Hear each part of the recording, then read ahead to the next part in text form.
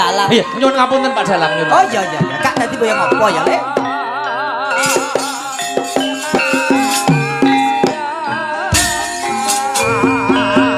Jogete gareng iki. Jogete gareng. Yes no, gareng bintang tamu kok.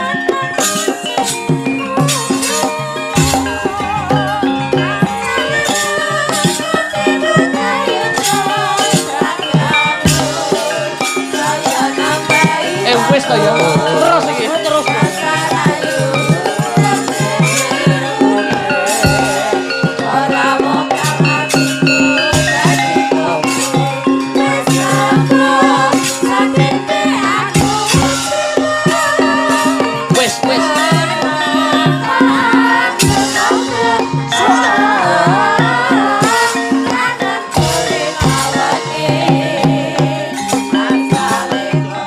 Kan mentale iso ditata Mas. Lho, kok mentale lah madepe rono lho gak berhadapan langsung karo audien beda nek dagelan Mas. Berhadapan langsung ki nek gak duwe mental spiritual sing kentel amoh Mas. Ngeblak lemah kaset, emah, loro mah, lor kidul, lor roro iku ngawur. Ibaratnya dalang iki penak mergo ngadepe debok. Ora menghadap penonton. Rekoso dagelan Mas, madhep nonton ngene iki lho. Wong semene nyawang aku kabeh ngerti masyaallah gumun aku. Tontonane ning kene kok iso rumangsaku. Ya jan nek pancen iso isi Surakarta jurusan pedalangan ning dadi gareng. Tuduhnoke ora ketang sakiti ibaratnya banyu sak cipratan, ibaratnya banyu sak cidukan. Apa tuduhno apa? Arep apa? Suluk, sabetan, anta wecana. Ngene lho Mas. Piye? Aku ki piye? Aku pekewuh Mas. Pekewuh apa? Mas Gareng Jajak dikongkon dalang setuju napa mboten? Suara rakyat adalah suara Tuhan. Nuwun sewu panitia niki ampun lunas dereng. Mas itu nek dereng, kula upama kon gareng mungkin bayarane separuh gareng kula nggih. Dalang e. Piye? Piye? Ibaratnya umpama durung lunas. Durung lunas. Nek nganti aku kon ngicipin dalang, yo bayare sing separuh nggo garenge wong kon dalang kok. Wis lunas kok. Nek wis lunas. Lho, lah aku gak bagi aku. Yo gampang perkara dhuwit aku karo sampean opo. Ngene lho Mas, ora kok perkara mbuktekke lan mbuktekke aku iso lan ora niki ora kok ngono. Aku gur-iguh karo pekewuh. Lho, iku pekewuh iki apa? Nek nganti ku aku njajal mayang gek ternyata apik aku sok ben nek sing rene aku dak kowe gelo. Wis jajal bayangno perasaanmu piye. Mongko kowe wis pindho. Aku terima tahun ngarep nek nanggap sampean aku tak gareng. Tenan lho nggih. Mang tulis Pak Panitia, besok tahun ngarep sing dalang kula, sing gareng Mas Akbar borongane 2,5 juta Pak, komplit niku. Oh, deal. Iso murah men 2,5 juta itu. Wis ben wong ora payu kok lapo. Ibaratnya aku tahun ngarep gareng. Iki rumore ya. Tahun ngarep garenge aku. Nggih. Dalange aku. Lho, borongane dalange sampean garenge jenengan. Oh, simulasi sik ning ngono. Simulasi dalang kene. Contoh? Simulasi. Ning tenan kok nganti sesuk kok luwih payu aku titehen iki. Nganjuk awas aku. Tepuk tangan sederek. Nggih. Oh ya, ben koyo gareng ya. Tepuk tangan. Monggo Mas Dalang. Mongko pakliran kuwi nut jaman kelakone. Dawuhipun almarhum Ki Mantep Sudarsono. Pakliran wayang kuwi nut jaman kelakone. Tuladane gawe sanggit garap lakon, bedol kayon terus limbukan kuwi ya entuk. Entuk. Bener ora? Bener. Dedok. Waduh. Ki dalang kucruk kok piye to iki? Ayo dalang nut jaman kelakone kok, Dik. Iki apa? Serebek apa-apa? Bedol kayon ya ayak hong to, Mas. Ngawur dalang ora. Iki garenge rung metu ya? Urung. Ya wis kene sik.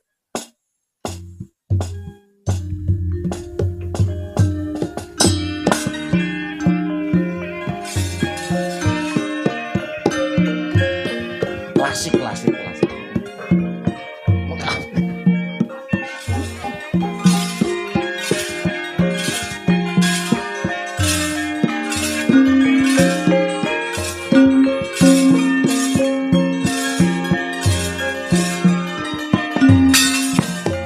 Ayun.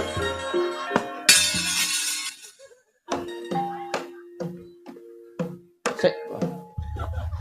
latihan sik latihan. Bedol kayone kuwi nganggo ayak hong, Mas.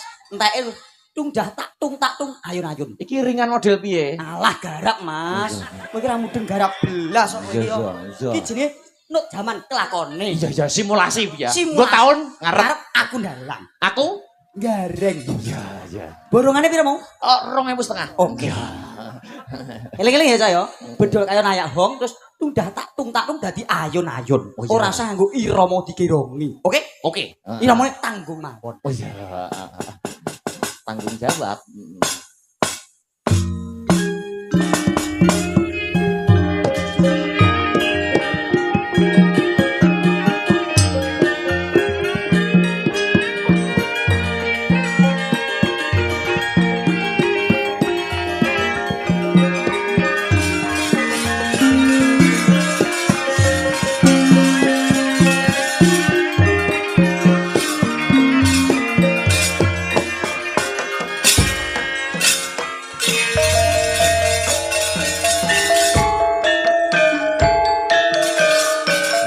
Langsung limbuan iki.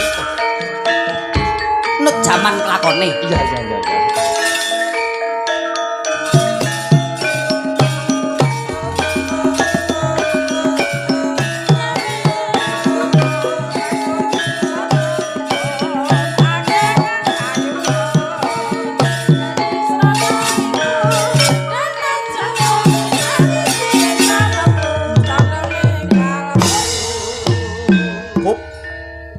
Alhamdulillah ya nduk, awake dhewe iso silaturahmi ning laladan Nganjuk. Iki gandeng awake dhewe ora ijen, iki ana bintang tamune gareng. Wah enek wayang kok langsung limbuan lho. Garengipun, Cok. Heeh, serampatke. Ya garenge jumeneng. Aku mbok kon apa? Gareng, Mas. Lho terus mbok kon joget apa? Serampat, Cok. Seto. Aku macak dalang iki. Lho, dalange sapa sih? Jenengan. Lah iya manut dalang to, Purbawasesa ana astane dalang.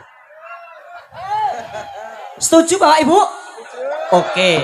Lagi iki lakon dalang kon serampat. Penonton iki damen kok. Kok damen to kowe iki? Lu pacak dalang kok serampat.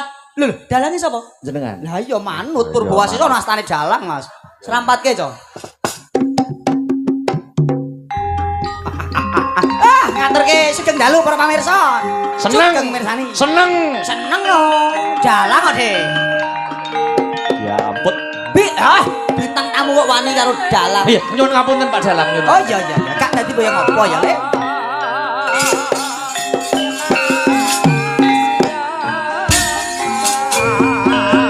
Jogete gareng iki.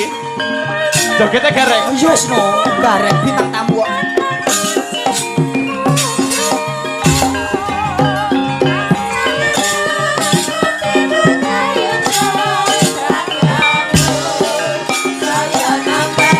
Wis to ya.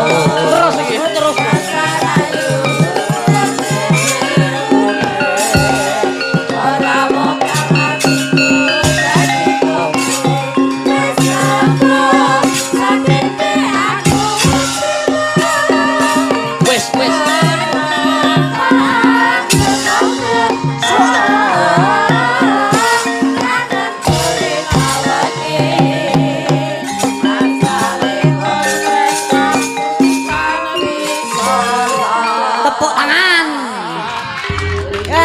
Dalu Mas Gareng. Wah, alhamdulillah ya Mas Gareng ya. Loh, iki terus to? Loh. Dalange sapa, Mas? Jenengan. Lah iya manut dalang no. Nggih, wilujeng dalu Mas Dalang. Wilujeng. Mas Dalang Kocelok. Oh, ya ora badi kaya ngono kuwi ra kena. Mboten marang nggih, mboten ora kena karo dalang kok, Mas. Aku ya manut to iki mengae. Aku ora bayaran. Nggih, kados pundi Mas Dalang jajak? Nggih, kados pundi? Aku pokoke wohe, Mas. Ora. Aku bar iki engko nesu. Ora nesu. Ngene apik aku wayangane piye? Lho, dalang ya dalang no. Berarti ana limbukan ya ana critane no. Suluk tantang-tantangan. Perang ya? Lho, weh. Perang ning wayang? Gak. Lha apa? Aku mbek kowe. Lho, iso. Ya wayang dadi dalang ngedep kelir, ngedep debok kok. Aku kelingan, Mas. Kelingan apa? Biyen zaman aku nom-noman iki, untuk bojo iki gara-gara lomba perang. Sing menang tuk bojo paling ayu dhewe. Alhamdulillah, Mas. Heeh. Bojoku elek wong kalah. Ngono diumone. Perang apa? Wayange apa? Wayange kulit to, Mas. Wayang kerdus ya tugel ngawur. Maksude ki tokohe. Lah ya genahno wong leh kok wayange apa kok genah semene wayang kulit kok tak teko. Anoman musuh sabrangan apa? Musuh tan kali yo kenek. Rasa nyabrang. Tak jumpuke kuwi anomane wis ana. Sabrangan iki. Wah. Bae dadi dalang duwe peniti ya enak. Masyaallah. Duwe penyimping. Wah, kok dadi gareng dadi peniti to aku ki bareng kok akeh men sambene. Ora apa-apa engko tak embuhi 50. Hei. Sing ngimbuhi malah kono. Wah. Ki apa sih? Suluk apa? Suluk, Mas. Oh. Cengkok isi Purwodadi. Iya. Paham to, Cok? Oh, sik urung isi suluk kok wis tepuk tangan lho. Cwangkahang sesumbar lindu bumi gonjang kanjeng kumaluduk kadi guntur ketuk omo pengkang jalonidi mbak lumembak banyune Hop. Iki suluk cap damen piye to iki? Suluk kok nganggo dalu dang tutu dentak dang. Suluk sing Prabu sing berwibawa. Dalang kuwi kulinio sregep sinau nyawang endi-endi nggon ben banyak khasanah budaya iki cengkok isi Purwodadi. Kowe iki ora ngerti suluk kok. Iya, nggih Pak Dalang matur. Sobomu urang adoh. Iya. Original iki. Iya.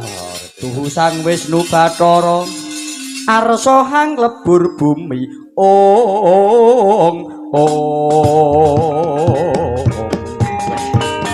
Nyatla ngending kalangyan aglar pandam moncar tinon lir kegonang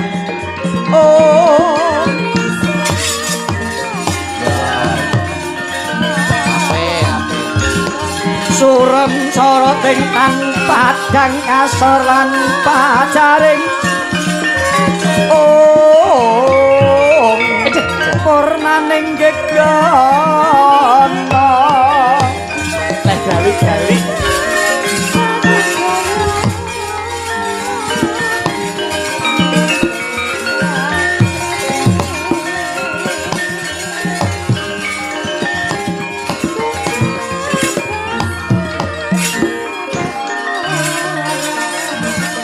sambutan ora salah.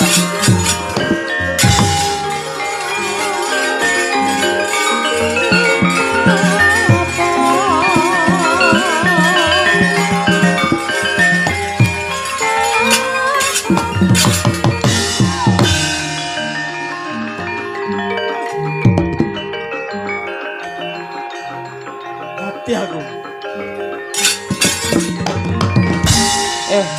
Kok ora nggo tantang-tantangan sik to? Kok langsung mati ora nggo tantang-tantangan sik? Oh, walah kowe kira ngerti ya, Mas. Lho, ora ngerti piye? Anoman kuwi satriya kondang perwira yuda. Tangane atos ngampleng pisan langsung semaput. Lah kowe karo anggota perang kesuwen. Lah kuwi ra ngetokno nek Anoman kondang no. Kuwi dalang lumuh kuwi. Alah ya kowe sing gak jos. Anomane kondang-kondange wayang tangane atos sikile mantep kok. Lah penonton kadung ngenteni tantang-tantane kaya apa, perange kaya apa. Lah kok Anoman gak ketok sekti. Kowe iki mudeng ora we. Karo anggota mang dadak suwen. Oh, alah kaplok des mate wong iki wong kondang e. Oh, alah. Berarti ngene ora sanggo perang ya. Ora no, wis wong kondang kok. Lah nek cara ngono wayang bar jam 1 no. Lho, ngono kuwi karek pinter-pintere kowe to, Mas. Oh. Maksudnya pinter-pinter. Lah iki gak semaput to, semaput. Tambani urip neh ngono. Diantem neh? Semaput neh. Semaput neh. Terus momene wektune jek turah. Ditambani neh. Urip neh. Sik tapi wayang apa puskesmas yo tambani urip neh lho. Alah, kowe urung duwe bojo nek kok bojo kaya aku lho Mas Bar urip neh. Oh, alah racus blas kowe. Mula banyak belajar dari saya. Aku ngakoni kok Mas, aku jek Joko Ting Ting.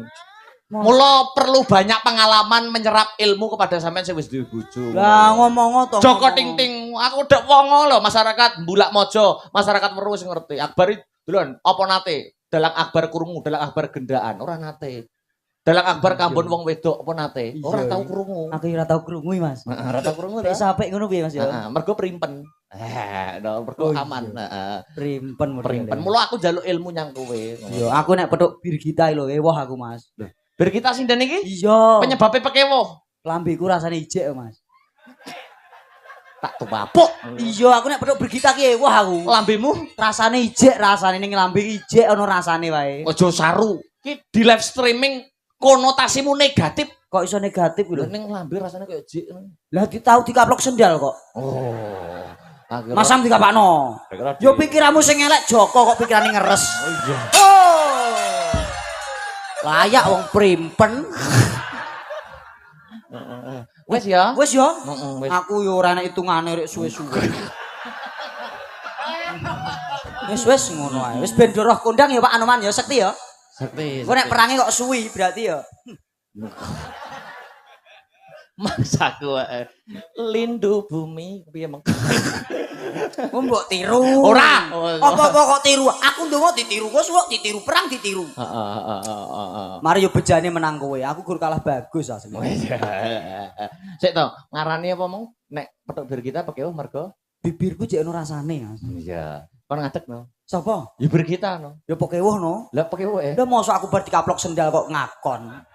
Ya aku. Lah wis konon kono. Ya Mbak Bir kita. Ayo berdiri ya. Ngancani Mas Gareng. Ki dalang jajak. Seputar aja. Yo.